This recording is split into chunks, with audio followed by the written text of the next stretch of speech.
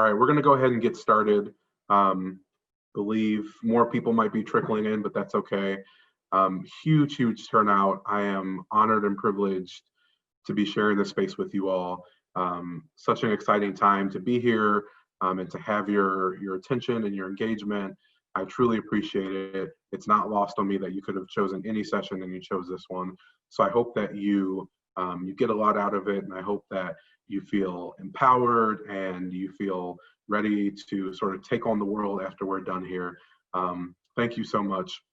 My name is Burton Patterson. I am the Director of Prevention and Education for Indiana Coalition to End Sexual Assault and Human Trafficking.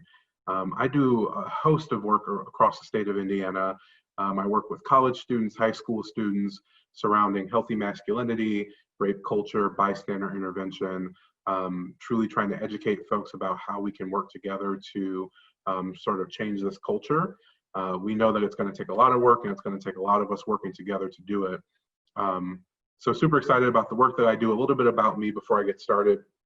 Born and raised in the city of Chicago. I live in Indianapolis, Indiana now.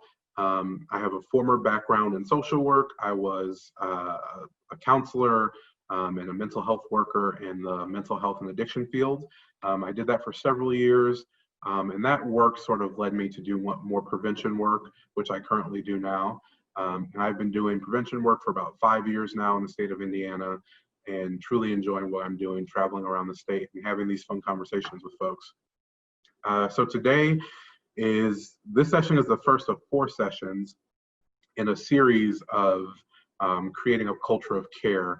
You'll hear me refer to it as CCC because I'll talk about it very often. And sort of when Michelle and Melissa reached out to us about helping create this culture of care, we had a discussion about what that looked like. And I just wanted to summarize some of our thoughts as we had those conversations because it's important that you all know that there is a history and there's an intentionality behind creating these 4 sessions that we've put together, because we know that putting these all together in the intentional way that we have can truly help create that culture of care. So it's a program that is intentional and thoughtful about this journey into creating a healthy and safe community for all Key Club members, as well as surrounding communities, because we know that you all are not just leaders in your club, but you're also leaders in the community as well. And we want that to reflect when you enter the community, when you interact in the community. We want you all to feel like leaders. We know that Kiwanis Key Club believes in building character through service and leadership. These are principles that can be found throughout creating a culture of care. CCC aims to help students develop the mentality that true leaders listen, recognize, and empower others. So through setting healthy boundaries, effectively communicating with your peers, and standing up in the face of adversity, we hope that you all will realize your true potential to lead and positively affect change. We all naturally want to help those in need, and very often we can.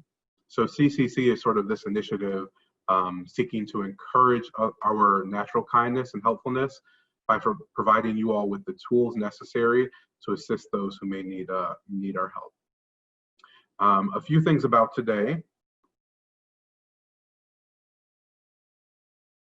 Let's get this back. There we go. So some questions to keep in mind for today. What are some characteristics of healthy and unhealthy relationships? Why are boundaries important to a healthy relationship? And how can I set clear boundaries? Just a heads up that you will need some paper and some writing utensils for today's session. Hopefully everyone has access to that. If you do not, that's perfectly okay. I'd still like for you to participate, but I'm going to be asking you all to write down some of your thoughts and share some of those thoughts in the chat. Since we have this new format, I would love for you all to interact just like you have been doing. When I ask you a question, I sort of am someone who thrives off of the nonverbal cues like a head nod, a thumbs up, whatever it may be. So periodically I will pause. I may ask you all a question. Please go ahead and type those into the chat box. I will read some aloud. There will probably be quite a few filtering in, so I'll try and get as many as I can. I may not be able to get everyone's, but I will try and highlight as many as I can.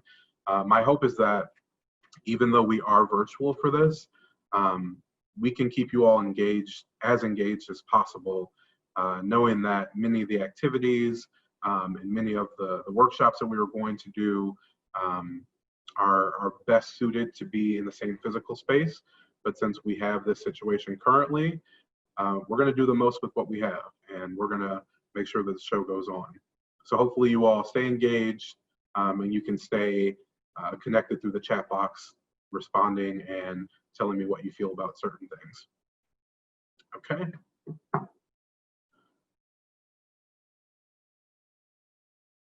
I wanted to give a quick trigger warning. Some of the things mentioned or discussed today may be triggering for some folks. And it's important for me that your mental health and mental well-being is bigger than this presentation. So if at any point you feel triggered or you feel emotional, you need to take a moment for yourself, you need to step away from your computer, whatever it may be, please, please, please take care of yourselves. That is of the utmost importance, more than anything. So I'd like to do a quick activity with you all. Delicious, it looks awesome, right? So in an ideal situation, I would pass out candy to you all. I'd pass out bags and bags of candy, mounds and mounds of candy, tons of candy. I'd pass it around the room and I would say, please take whatever candy you would like, take as much as you would like. So I want you to imagine your favorite candy, and I want you to imagine that bag is being passed around the room. How many of those pieces of candy do you realistically think you would take? I want you all to be honest with yourselves here. How many do you think you would take if I said you can have as many as you want? Seeing some 2s, some 3s, some 4s, some 5s, a whole bag. Oh man, we have some candy lovers. A handful. Okay, so here's the thing about this activity. I would pass around that bag, but then I would trick you because I'm a little mischievous. I would say, now for each piece of candy that you took, you have to tell the group a fun fact about yourself. And then we would go around the room and we would talk about fun facts about ourselves. So I would like to say, because I didn't tell you that, for all the people who are the greedy kid on Halloween who takes the whole bowl of candy when the sign clearly says just take one, you would be in trouble here. So if you all don't mind, just type a fun fact about yourself in the message, and I'll read some aloud. I love anime. I live in Japan. Welcome. Play tennis. Have some pets. Run marathons. I'm Italian. Softball. A triplet. Awesome. Left-handed. Play lacrosse. 5 musical instruments. Super cool. Dance for 12 years. I live in Italy. I like embroidery. I'm an advisor. I play volleyball. Jimi Hendrix is my idol. I love photography, cello. Awesome. It's so cool to hear these things about you all. You do some really amazing things. Sleeping is my hobby. I'm feeling that, yeah. High School Symphony Orchestra, very cool. I play the flute from Washington. Very, very cool. Thank you all so much. I appreciate you all sharing those things about you, those personal tidbits about yourself. This is a really cool activity to do. It's a fun icebreaker. It's a way to get to know people. It's a way to see who's the greediest in your group. But very cool. Thank you all so much for doing that. I appreciate it. I want to talk a little bit about that activity. I have a few questions for you. And this is, like I said, everything will be a little bit different today because things have been modified due to us being virtual. So do your best to answer some of these questions. Did someone learn something about someone that they didn't know before today? That should be a yes for pretty much everyone, since we all don't really know each other that well. My next question is, why is it important to get to know someone? Why do you all think it's important to get to know someone? What's the importance of that? to make new friends, understand them better. We tend to judge without knowing, to have meaningful conversations, prevents misunderstandings. Awesome answers. To avoid assumptions, to be able to know them, to empathize. You all are killing it. This is awesome. Perfect answers. So the reason that we do this activity is exactly the reasons that you all gave as answers. To learn from people, to find commonalities that could build a strong bond, a lifelong friendship, absolutely.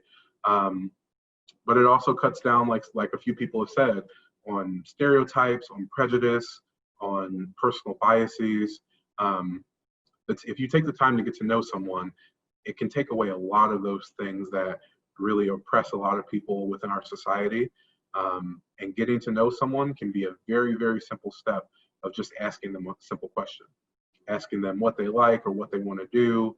And when we talk about healthy boundaries, that's a piece of it, is knowing that if you get to know someone, you're going to know their boundaries, because likely either you'll reach that boundary or they'll tell you that boundary.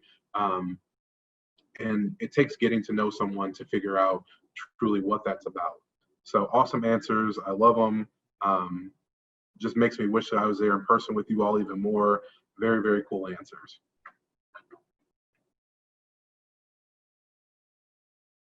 So we're going to talk about what is a boundary.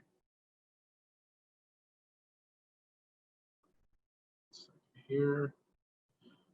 During this session, we're going to talk about setting and respecting other people's boundaries in relationships across the board. And we're covering this topic to support you all in developing skills, healthy and equitable relationships. Thinking about personal boundaries is challenging to do on your own. So we're going to have some activities today where you can critically think, and then we'll sort of discuss as a group through the chat. So I'd like to go ahead and get started with our next activity. This is going to require a piece of paper and a pen or a pencil or a writing utensil.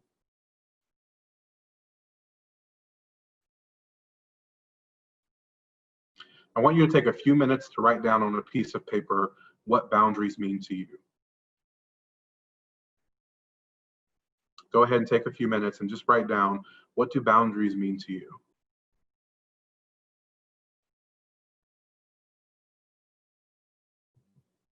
I love the answers coming in. Thank you all. But for now, just go ahead and write it down on a piece of paper. I think I'm going to try something new since we have so many people. I'm going to have you all write things down on a piece of paper, and then I'll say something like, if you are wearing black, can you please type your response in? Or if your name starts with the letter A, please type your response in.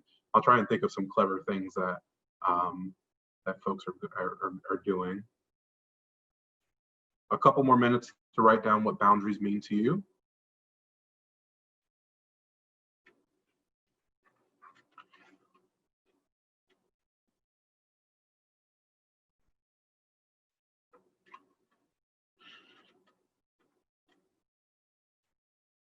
Okay, now I would like you to type in your response if you are fluent in 2 or more languages.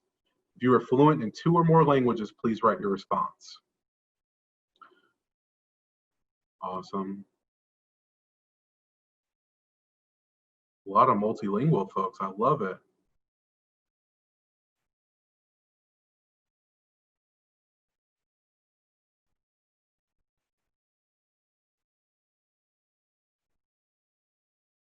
All right, let me see if I can read some of these. They're coming in very quickly. So bear with me, y'all. I appreciate it. Okay, let's see some of the responses. They need to be respected and communicated. It means respecting each other's spaces, the extent to which I can involve myself in the lives of others, respecting people's feelings and what they can and can't/won't handle, sort of a comfort zone, limits that we set on ourselves in order to prevent conflicts and discomfort, like a personal bubble, respecting my wishes, to keep people feeling safe, a set of rules you set to yourself and to your peers to gain respect from each other. Awesome, very good. I think boundaries mean privacy, Boundaries mean where your comfort level begins/ends. All very good answers. Awesome. Okay, so next, the next part of this activity, I would like you to write down examples of personal boundaries and boundaries being crossed. So everybody write down on your piece of paper, personal boundaries and boundaries being crossed. What are some examples of those? And just as a note, examples do not have to be your own personal boundaries, just ones that you can think of. So what are some examples of personal boundaries and boundaries being crossed? Just go ahead and write it on your paper.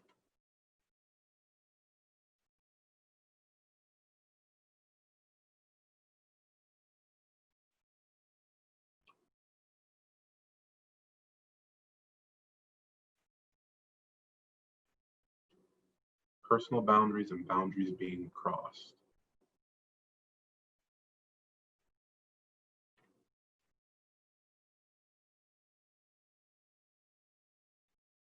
Okay, if you were born in the city of Chicago, please type your answer into the chat box. If you were born in the city of Chicago, any Chicago folks?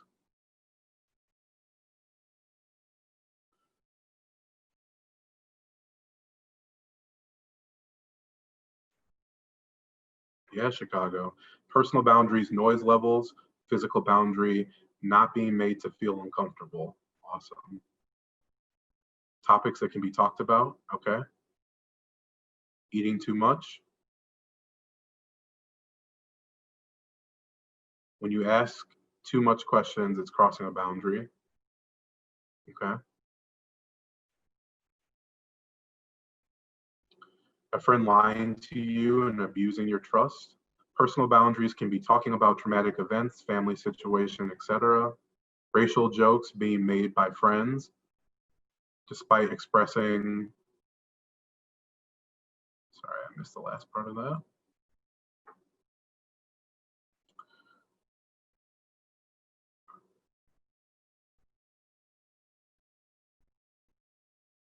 Despite me expressing visibly and vocally that I'm uncomfortable. Personal boundaries are living within our morals. For example, not stealing because we think it's wrong or having, yeah.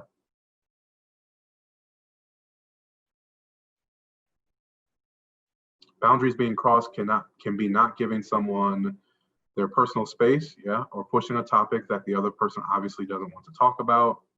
Awesome, very good answers. And those are some of the answers I was looking for.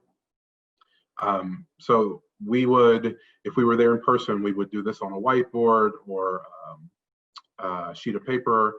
So a boundary is a line, a limit of subject you are willing to talk about, or a limit of things you are willing to do. The same thing that you all typed in there and you gave such great answers. That's what a boundary is. We're going to talk about some examples of personal boundaries, examples of boundaries being crossed. You gave some awesome answers. Someone mentioned physical contact. An example would be, I don't like to hug people unless I know them well. Keeping your personal space. Someone also mentioned this one. I don't like it when people I don't know touch me or get really close to me, or I prefer that someone asks to borrow my things before taking them. Oftentimes we don't think about belongings as personal space, but that is invading someone's personal space and taking their items. And that's a really important thing that we often don't think about. Language, I prefer not to use cuss words when talking to people. That is an example of a personal boundary. Whatever the words may be, if you don't like specific words being said in your presence, that is a boundary. That's a personal boundary. Some examples of boundaries being crossed, catcalling or yelling inappropriate and unwanted things at someone, sending unsolicited nude snaps or pics, human trafficking. An adult family member expects a hug or a kiss and you don't feel like hugging or kissing that person. Sexual assault, sexual harassment, or rape. Sending DMs or PMs to people you don't know to tell them they are hot or proposing to have sex. And this is just a few examples of boundaries being crossed. As you all mentioned in the chat as well, there are various forms of boundaries being crossed. And with all those things combined, that's a super long list, right, about how people can cross those boundaries. So there are many examples, and we've listed just a few here. We set boundaries to let people know what we like or don't like, and we want them to, what we want them to do or not do. All these boundaries that you all mentioned today are really important, very important things to talk about. So we're going to think about setting personal boundaries with people. What does that look like? Setting boundaries with people. Continue with that same sheet of paper that you have if you still have it.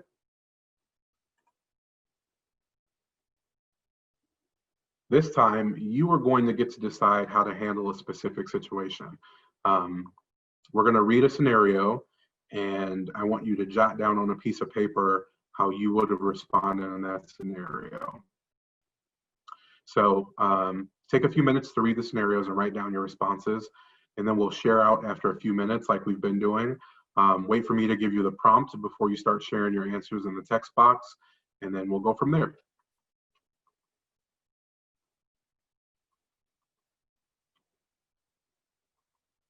And I will read it aloud as well.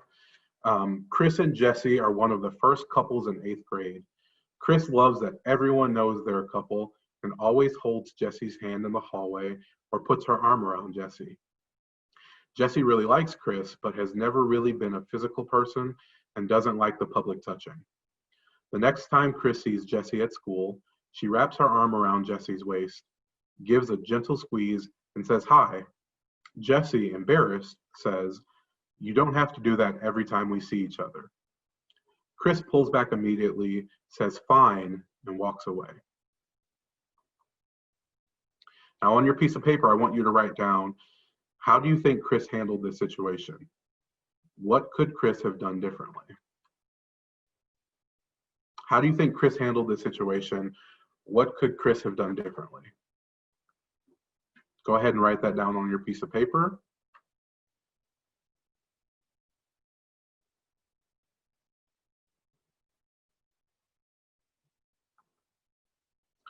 Next, I want you to think about, how do you think Jesse handled this situation? What could Jesse have done differently? How do you think Jesse handled the situation? What could Jesse have done differently?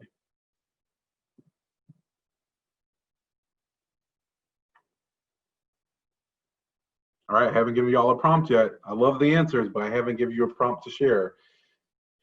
Please only share your answer if you are from the state of Texas.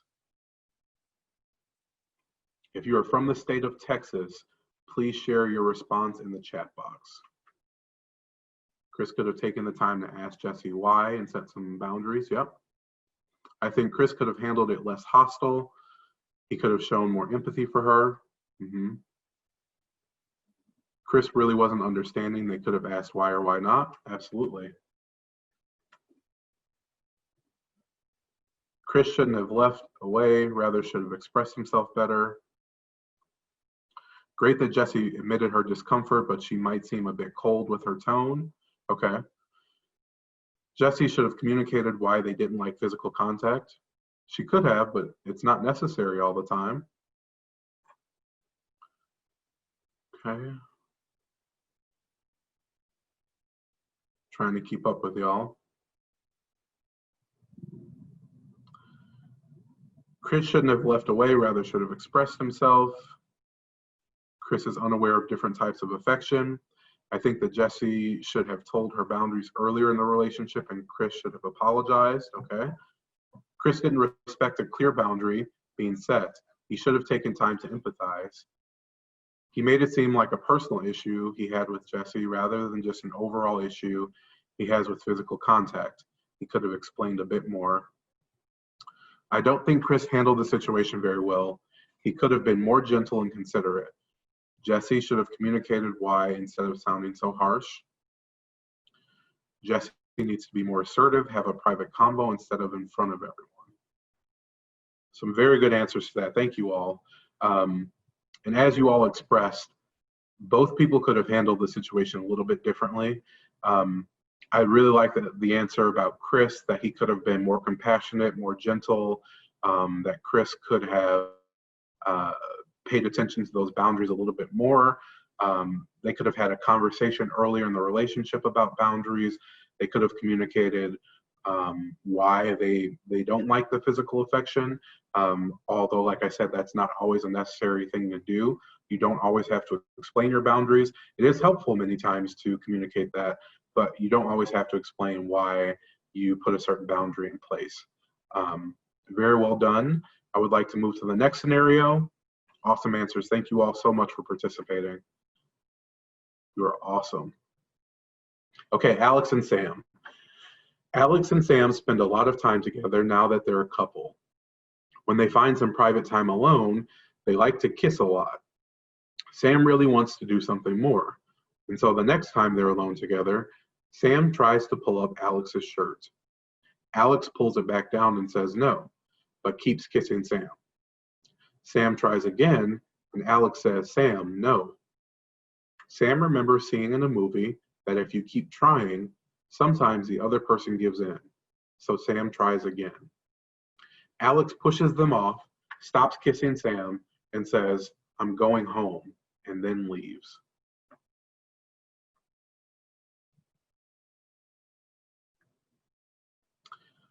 How do you think Sam handled this situation? What could Sam have done differently? Please write your answers down on a sheet of paper, and then we will share in the text box after. How do you think Sam handled the situation? What could Sam have done differently?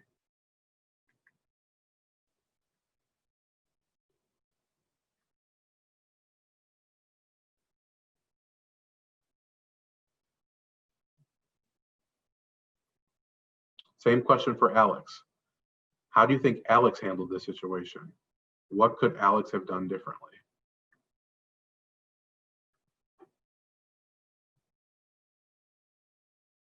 I'll go ahead and give you a couple seconds to write down your answers.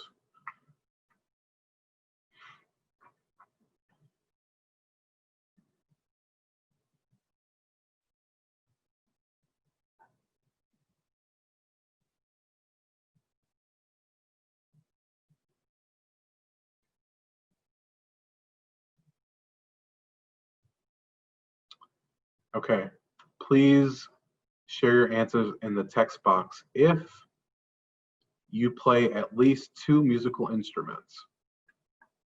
If you play at least 2 musical instruments, please share your responses in the box.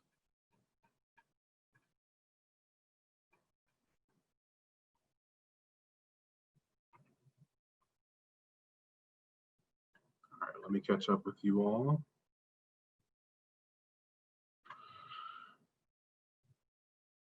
Sam should have respected Alex. Sam should have perceived Alex's consent and stopped his act after the second try. Sam needs to understand that Alex does not owe them sex just because they're making out. Alex didn't do anything wrong. They said no, which means no.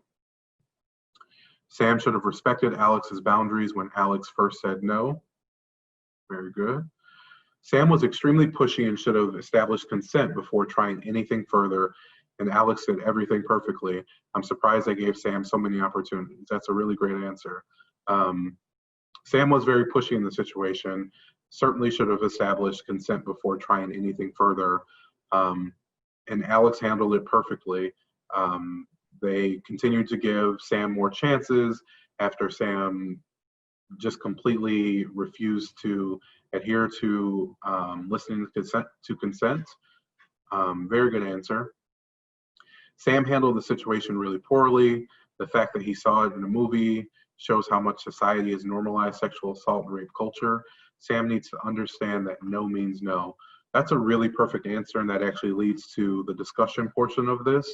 So let's hold on to that thought about what Sam saw in the movie and how that normalizes sexual assault and rape culture. Awesome answer.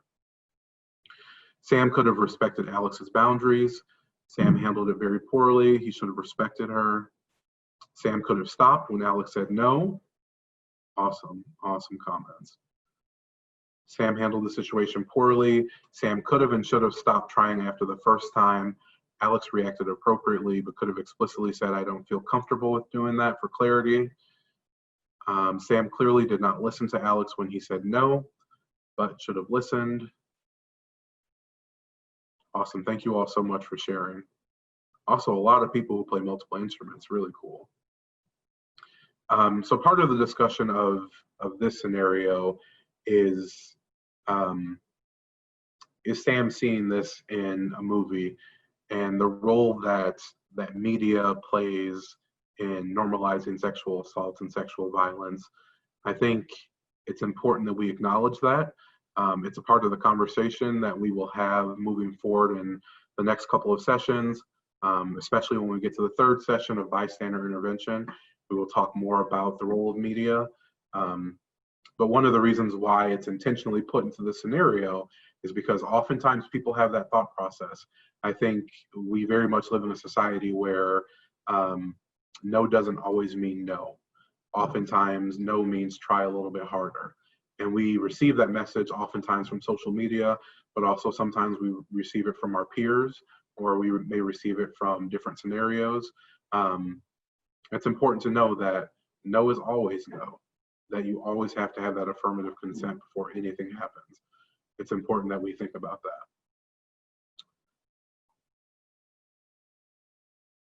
Very good observation. Someone said, I find it really interesting that people keep making one character male and the other character female, even though it says differently in the scenario. I think that's very interesting as well. Part of why I tried to make this very neutral is to see how we would categorize each gender. And it was very intentional in my wording. Even when I used a pronoun, I used them instead of he, him, or she, her, because I wanted to see what we would put onto someone as far as the perpetrator or the victim. And that's a part of the conversation too. I wish that we could have a deeper conversation about that, about how we're socialized to sort of view men as a perpetrator, or we're socialized to view women as victims. That's a part of this conversation as well. And that is a piece of this conversation that like I say, I wish we could go deeper into, but we will talk about more along those lines when we talk about bystander intervention. So thank you for bringing that up. And I completely understand. Thank you for being here.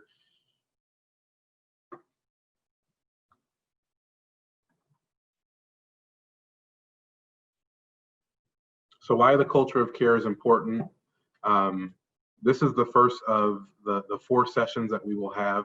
My hope is that y'all continue to come back, come to the next one when we talk about effective peer communication. The third one will be bystander intervention.